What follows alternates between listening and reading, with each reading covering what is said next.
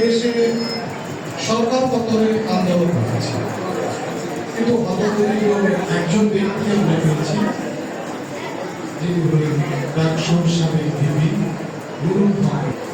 অনেকটা সন্তুষ্ট হয়ে মনের ভালোবাসা থেকে গণ অধিকার পরিষদে এসেছি।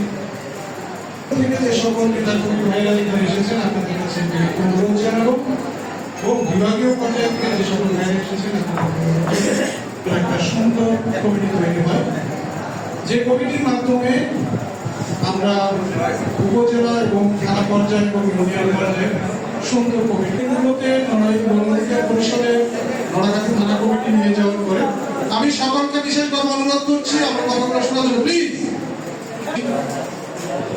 আমার ইউনিয়ন পর্যায়ে কমিটি দেওয়ার জন্য।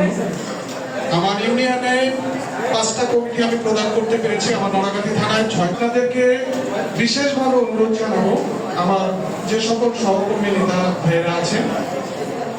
গণ অধিকার পরিষদ বাংলাদেশে এমন একটি দল, আমরা এই দেশে অনেক নামের পিছনে সৈনিক নাম শুনতে পেয়েছি, কিন্তু আসলে আমরা প্র্যাকটিক্যাল প্রমাণ দিতে চাই।